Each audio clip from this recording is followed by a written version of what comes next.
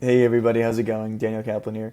So in this video, I'm going to be running through kind of the full breakdown on how I underwrite these multifamily deals. And you can do this for pretty much any CRE asset, but for this specific case study, I'll be doing a multifamily deal. This is a deal that just hit my inbox, and for context, kind of what we're doing is step one is we build our yield on cost model. And if that checks out, then step two is we build the more in-depth model. So the purpose of this is how can we underwrite a deal in 5 minutes? Usually it might take me 2 minutes for the sake of this video where I'm explaining it a little bit deeper. It's obviously gonna be longer, but usually when I get a deal, I could probably throw it into this model, take 30 seconds, see if it makes sense, and then kind of move from there. So for context, this is an 18 unit deal that just hit my inbox. This one's in the Midwest. So purchase price is 2.3 million, which is about 130 grand a unit. Rehab is 72K. Doesn't really need that much work. This is what they mentioned. Honestly, I would probably say this needs more like probably 100 grand in work. So about 5.5 per unit. And so the big value add here is, hey, in-place rents are 1,300. They're saying that we might be able to achieve 1,700 in market rent. And to do that, we gotta go and put in this work and do a whole lease up. But so what we're gonna be doing is we're gonna be building an untrended yield on cost model and then compare that to this market cap rate of 7%. So let's dive into it. So right away, let's do our purchase breakdown. So we are buying this thing. So purchase price is 2.3 million. Closing cost is probably about probably about 2% again, but also you got to consider other due diligence costs that are baked into this. So we've got our closing costs. So purchase total is the sum of these two. And then now we have our rehab, and then we can even say contingency for that rehab.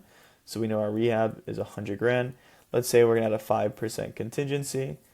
That gets our total cost basis for the project is the 2.3 plus the closing costs plus rehab plus contingency. That gets us to a 2.48 million. So a little under 2.5. So that is our cost basis for this project. And now we're going to be looking at what is our capital stack here. So we're just going to assume, just for the sake of simplicity, debt, equity. Our debt's going to be 70%. Equity, obviously 30%. So we take our total cost basis times this, boom, and then we got our equity here. So that is our capital stack of this deal. Okay. Now let's go and look at our stabilized returns on this thing. So firstly, we're going to look at in-place rent, and then we're going to compare that to stabilized. So in-place versus stabilized. So we know that our gross potential rent as stabilized, like I mentioned, is $1,700 bucks. So we take 1,700 times the 18. So per month, 30K. But we're going to want to annualize these. Now, the in-place rents is only a measly 1,300, right? So now we have to account for two things here, right? First one, let me get some more space for us here.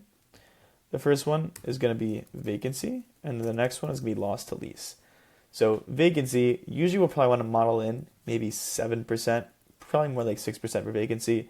Again, you just want to look into your market, kind of see what makes sense for you guys. But also for the sake of being able to change this out, yeah, this is fine. So we got vacancy and then loss to lease. So for context, for those of you who don't know what loss to lease is, that is what is the market rent compared to what will I actually get. So market rent is 1,700, but I think that I might only get 1,600. That's that buffer that you bake into your model. The whole purpose of this is we want to be conservative. We want to see, okay, given a doomsday scenario-ish, kind of what do the returns look like. So let's say 5% loss to lease, and we're only doing that for our stabilized. So I'm just curious. Yeah, so that's, give me a second actually. I just want to check something really quick. So we're saying, yeah, about 1,600, 1,650 in rent. Vacancy, 6%. So now we have our EGI, which is going to be this minus the sum of these. So now we have our EGI over here. Oops. Sorry for doing all the coloring here. But now let's dive into the operating expenses. So for me, when I do these quick models, I honestly don't dive too deep into the OpEx.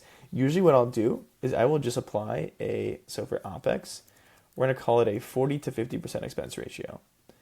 So I'm going to go on the lower end here. I'm going to assume about 41% for OpEx. And this is including everything, taxes, insurance. So we're going to go and take our EGI and we're going to multiply it by this. Now it's going to tell us what is our NOI. So we are subtracting these two figures. Now we have our NOI on this deal. Now, for the sake of our yield on cost, we want to see what is our yield on cost versus our market cap, and that's our spread. So let's go and look at that.